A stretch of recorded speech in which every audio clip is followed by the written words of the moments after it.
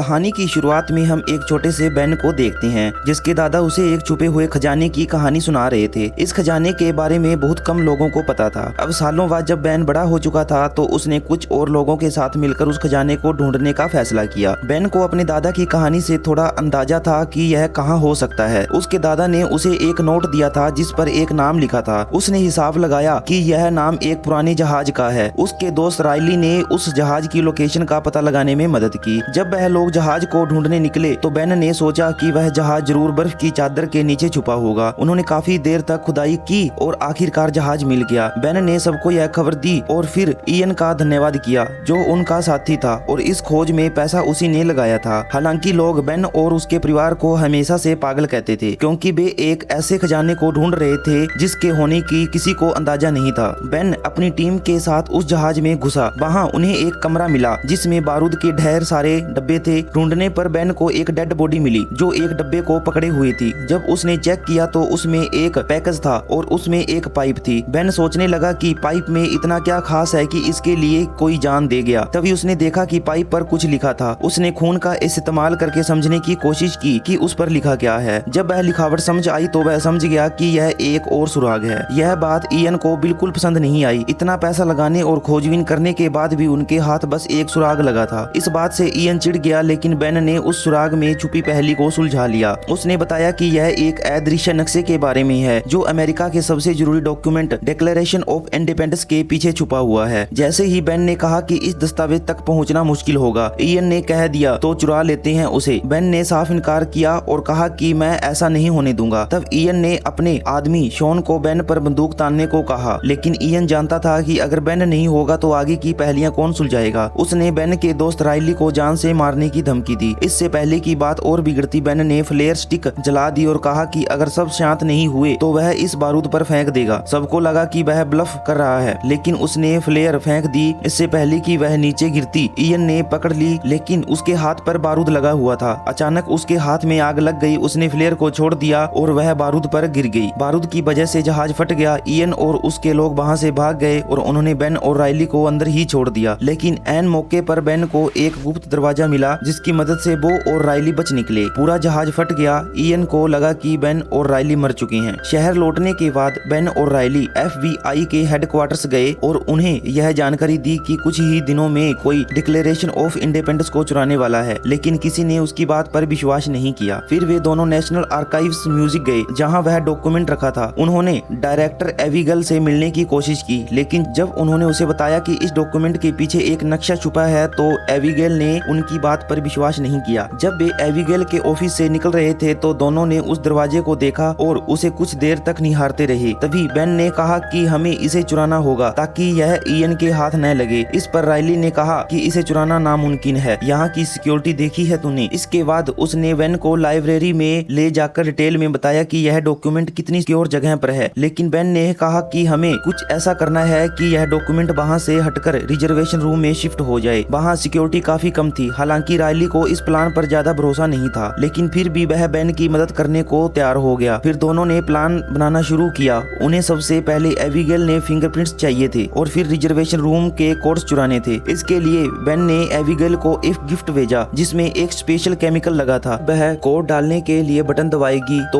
उस पर उसके फिंगरप्रिंट रह जाएंगे। शुरुआत में यह प्लान बिल्कुल वैसा ही काम कर रहा था जैसा बेन चाहता था लेकिन दूसरी ओर इयन भी अपने कुछ आदमी तैयार कर रहा था ताकि डांस पार्टी वाले दिन म्यूजियम पर अटैक किया जा सके। पार्टी वाले दिन डॉक्यूमेंट रिजर्वेशन रूम में शिफ्ट हो गया। बेन स्टाफ का भेष बनाकर बिल्डिंग के अंदर घुसा। उसने कपड़े बदले और एविगल से मिला। एविगल उसे देखकर चौंक गई। बेन ने झूठ कहा कि उसने म्यूजियम को बहुत बड़ा डोनेशन दिया है और फिर मौका पाकर एविगल का शैंपेन ग्लास चुरा लिया जिस पर उसके फिंगरप्रिंट्स थे। इस बीच इयन और उसके आदमी भी म्यूजियम आ गए। वे एक अंडरग्राउंड टनल से बिल्डिंग में घुसे। थोड़ी देर बाद बेन रिजर्वेशन रूम में पहुंच गया लेकिन जब राइली कैमरे में नजर रखे हुए था इयन के एक आदमी ने उसका एक्सेस ब्लॉक कर दिया। बेन ने फैसला किया कि वह डॉक्यूमेंट को पूरे फ्रेम के साथ लिफ्ट से नीचे ले जाएगा। जैसे ही वह बाहर निकला इयन और उसके लोगों ने उसे देखा और चौंक गए क्योंकि उन्हें लगा था कि बेन मर चुका है। उन्होंने उसे देखते ही गोलियां चलाई लेकिन बेन ने डॉक्यूमेंट को आगे कर दिया। उस पर बुलेट प्रूफ ग्लास था जिससे वह बच गया। बेन लिफ्ट में घुसा और उसने डॉक्यूमेंट को उसके प्रोटेक्टिव कवर से बाहर निकाला। जैसे ही वह बाहर निकला उसने एविगल की नजरों से बचने की कोशिश की, जिसने यह कंफर्म कर लिया था कि वैन गेस्ट लिस्ट में नहीं था। इसके बाद बेन म्यूजियम के एक स्टोर में छुप गया, लेकिन जब वह डॉक्यूमेंट के साथ निकलने लगा तो कैशियर ने सोचा कि वह डॉक्यूमेंट की कॉपी चुराने की कोशिश कर रहा है। उसने वैन से कहा कि पेमेंट करनी होगी वरना सिक्योरिटी बुला रही हूँ। वैन ने एक कार्ड से पेमेंट कर दी क्योंकि उसके पास कैश नहीं था। जब वह बाहर जा रहा था, एविगल ने उसे देख लिया और उसका पीछा करने लगी। जैसे ही बेन ने डॉक्यूमेंट राइली की वैन में डाला, एविगल ने पूछा कि तुम क्या कर रहे हो। बेन के हाथ में डॉक्यूमेंट देखकर एविगल समझ गई कि उसने क्या किया है। वह चिल्लाने लगी तो बेन ने चुपचाप वह डॉक्यूमेंट उसे वापस दे दिया। इसके बावजूद जब वह पुलिस को बुलाने लगी, इयन ने उसे डॉक्यूमेंट के साथ देख लिया और अपने आदमियों को उसके पीछे भेजा। वेन ने एविगल को बचाने की कोशिश की, लेकिन इयन के आदमी उसे पकड़ कर ले गए। इसी बीच म्यूजियम गार्ड्स को पता चल गया कि डॉक्यूमेंट चोरी हो गया है। तुरंत पूरा म्यूजियम लॉकडाउन चला गया और FBI को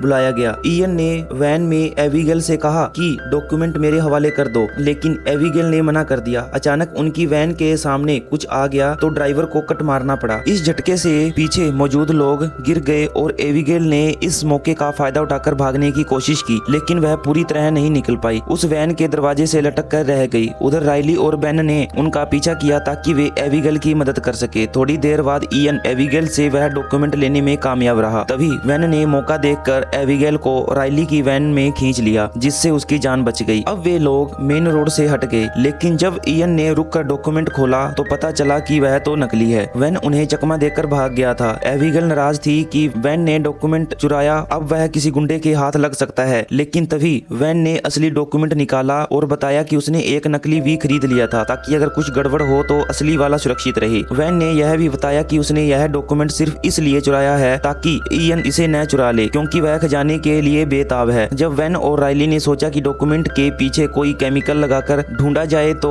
एविगल ने साफ मना कर दिया। उसने कहा कि इससे यह खराब हो जाएगा, लेकिन राइली ने कहा कि वे ऐसा कुछ नहीं करेंगे जिससे डॉक्यूमेंट को नुकसान हो। पर उनका जरूरी सामान वैन के घर पर था और अब वहां जाना मुश्किल था क्योंकि FBI वहां पहुंच चुकी होगी। वैन ने म्यूजियम में कार्ड यूज किया था जिससे उसकी लोकेशन ट्रैक हो सकती थी। जैसे ही वे वैन साइड में रोककर सोचने लगे, वैन ने कहा कि कुछ जरूरी चीजें हैं जो खजाना ढूंढने में काम आएंगी और वे सब मेरे घर पर हैं। उनमें से एक चीज फ्रैंकलिन के लिखे हुए कुछ लेटर्स थे जो खजाने से जुड़े थे। वैन को याद आया कि उसके पिता के पास उन लेटर्स की कॉपी थी, इसलिए उसने तय किया कि वह उनके पास जाएगा। एविगल ने डॉक्यूमेंट लेकर भागने की कोशिश की, लेकिन वैन ने उसे रोक लिया। थोड़ी बहस के बाद वह भी उनके साथ जाने को तैयार हो गई, क्योंकि अब वह भी देखना चाहती थी कि यह खजाना आखिर है क्या। इसी दौरान FBI एजेंट सेडुस्की ने बेन के घर पर रेड की। उन्हें वहां बेन की कई चीजें मिली, वे चिट्ठियां भी जिनकी बात वेन कर रहा था। साथ ही उसने अपने लोगों को वेन के परिवार वालों का पता लगाने को कहा। थोड़ी देर बाद वेन अपने पिता पैट्रिक के घर पहुंचा। पैट्रिक ने कहा कि मेरा एक ही सपना है कि तुम मुझसे मिलने आओ, लेकिन खजाने के लिए नहीं। इस पर वेन ने कहा कि हाँ, मैं आपसे मिलने तो आया हूँ पापा, बेटा साथ में टाइम स्पेंड करेंगे, मजा आएगा, बस एक बार वो लेटर्स दे दीजिए। इस बात से पैट्रिक गुस्सा हो गया। उसने कहा कि तुम किसी की गलती से कुछ सीखते भी हो या नहीं। मैंने अपनी पूरी जिंदगी इस खजाने को ढूंढने में झोंक दी और कुछ नहीं मिला। तुम भी अपनी जिंदगी वैसे ही बर्बाद करना चाहते हो। ऐसा कोई खजाना है ही नहीं, ये तो बस देश के दुश्मनों को गुमराह करने के लिए बनाई गई कहानी है। लेकिन वेन ने उसकी बातों पर ध्यान नहीं दिया। थोड़ी देर बाद जब उन्होंने डॉक्यूमेंट के पिछले हिस्से की जांच की तो उन्हें कुछ खास कोड्स मिले जो इन चिट्ठियों से जुड़े थे जिनके लिए वे यहाँ आए थे। जब बेन ने दोबारा पैट्रिक से वह चिट्ठियां मांगी तो पैट्रिक ने कहा कि मैंने तो पहले ही उन्हें फिलाडेल्फिया के एक म्यूजियम को दे दिया है। यह सुनकर वेन, एविगल और राइली वहां से निकल गए। जब FBI पैट्रिक के घर पहुंची तो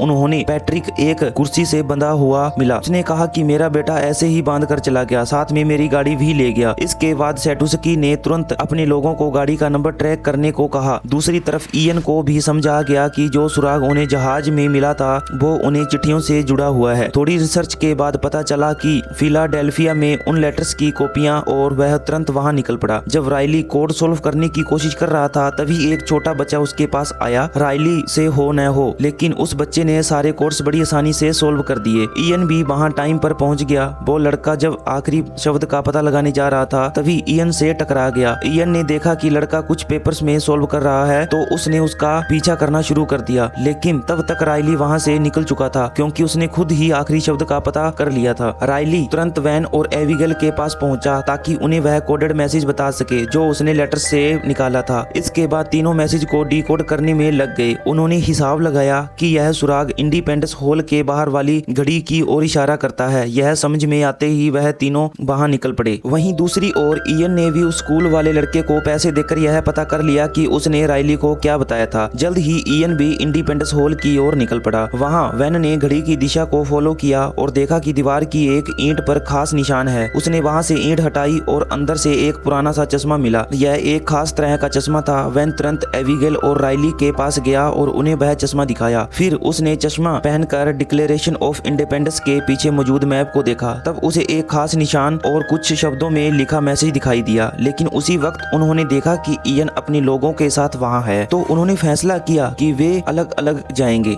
एबिगेल और राइली के पास डॉक्यूमेंट था और वे जल्द ही उसे लेकर वहाँ से निकल गए। इयन से बचते बचाते वे काफी दूर निकल गए, लेकिन तभी एक बस उनके बहुत करीब आ गई और टक्कर होनी ही वाली थी। इस अफरा तफरी में इयन ने उनसे डॉक्यूमेंट छीन लिया। एबिगेल और राइली ने तुरंत वैन को फोन करके बताया कि क्या हुआ है। वैन ने कहा कि सब गाड़ी के पास मिलते हैं, लेकिन FBI को वैन की गाड़ी पहले ही मिल चुकी थी और जैसे ही वैन वहाँ पहुंचा उसे अरेस्ट कर लिया गया। एबिगेल और राइली थोड़े लेट पहुंचे और FBI को देखते ही चुपचाप वहाँ से निकल गए। FBI की कस्टडी में वैन ने एजेंट सेडुस्की को सब कुछ बताया, किस तरह इयन ने डॉक्यूमेंट छीना, किस तरह वे पहेलियां सुलझाते गए। जब सेडुस्की ने चश्मा देखा तो वैन को समझ आया कि उसे एक और तरीके से भी इस्तेमाल किया जा सकता है। तभी फोन पर इयन का कॉल आया। FBI वालों ने कहा कि कॉल स्पीकर पर डालो। इयन ने वैन को धमकी दी कि चश्मा लेकर एक पब्लिक प्लेस में उससे मिले और अगर उसने FBI को कुछ भी बताया तो वह उसके दोस्तों को जिंदा नहीं छोड़ेगा। अब FBI इयन जैसे अपराधी को पकड़ने का मौका छोड़ना नहीं चाहती थी। उन्होंने वैन से कहा कि प्लान के मुताबिक उससे मिलने जाओ और अपने आदमी हर जगह तैनात कर दिए। जब वैन इयन से मिलने गया तो पता चला कि यह सब इयन की चाल थी। अचानक इयन के लोग आए और वैन को वहाँ से छुड़ा ले गए। रास्ते में एबिगेल ने वैन को कॉल किया और बताया कि उसने इयन के साथ डील की थी ताकि उसे छुड़ाया जा सके, लेकिन इसके लिए वैन को उसे खजाने तक ले जाना होगा। जब इयन और वैन दोबारा मिले तो इयन ने डिक्लेरेशन का डॉक्यूमेंट और वह पुरानी पाइप वापस दी, वही जो जहाज में मिली थी। फिर इयन ने वैन से पिछला क्लू मांगा। जब वैन ने कहा कि उसके पास कुछ नहीं है, तब इयन ने दिखाया कि उसने वैन के पिता पैट्रिक को किडनैप कर रखा है। इस धमकी के बाद वैन को सच बताना पड़ा और उसने बताया कि जो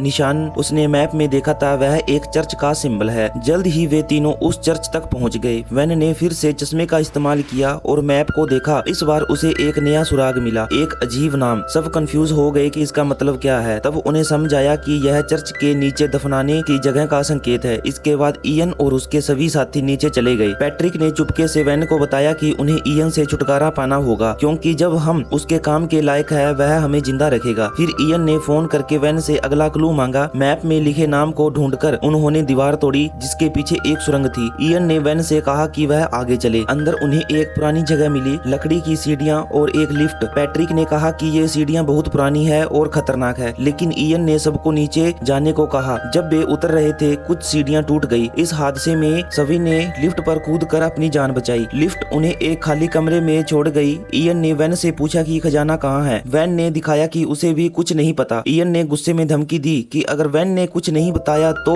वो उन्हें वहीं छोड़ देगा। तभी पैट्रिक ने कहा कि अगला सुराग इस लालटेन में है और वैसी ही लालटेन वोस्टन की चर्च में भी है। इयन ने उन्हें वहीं छोड़ दिया और कहा कि जब उसे खजाना मिल जाएगा तब वापस आएगा। इस पर राइली परेशान हो गया, लेकिन तब वैन और पैट्रिक ने बताया कि उन्होंने इयन से झूठ कहा था। वो लालटेन सिर्फ एक डिस्ट्रैक्शन थी। फिर उन्होंने एक और सुराग ढूंढा जो उन्हें एक नए कमरे तक ले गया। उस कमरे को देखकर ऐसा लगा जैसे कोई पहले भी वहाँ आ चुका है। वैन थोड़ा उदास हो गया और पैट्रिक से कहा कि शायद आप सही थे, कोई खजाना है ही नहीं। लेकिन पैट्रिक ने कहा कि हमें इतनी जल्दी हार नहीं माननी चाहिए। वैन ने दीवारों की जांच जारी रखी और कुछ ताले देखे, जिनमें से एक लॉक मिसिंग था। वह बिल्कुल उस पाइप जैसा था जो जहाज में मिली थी। वैन ने पाइप निकाली, लॉक में फिट किया और घुमाया। तभी एक सीक्रेट रूम खुल गया। आखिरकार उसके पीछे था खजाना। पूरा कमरा खजाने से भरा था। पुरानी किताबें, gold coins, jewellery, antique items, जो चीज पैट्रिक और उसके पिता ने सालों तक ढूंढी थी वह यहाँ थी। सब लोग खुशी से झूम उठे। कुछ देर बाद उन्हें बाहर निकलने वाली सीढ़ियाँ भी मिल गई। वैन सबसे पहले बाहर निकला और उसे एक आदमी मिला। वैन ने उससे फोन लेकर सेडुस्की को कॉल किया। सेडुस्की थोड़ी देर में वहाँ पहुँच गया। वैन ने उसे खजाने के बारे में बताया और कुछ शर्तें रखी। एबिगेल के ऊपर कोई एक्शन न लिया जाए, खजाने का पूरा श्रेय उसके परिवार को मिले, राइली को भी खजाने में से हिस्सा दिया जाए और सबसे जरूरी वैन को जेल न भेजा जाए। सेडुस्की ने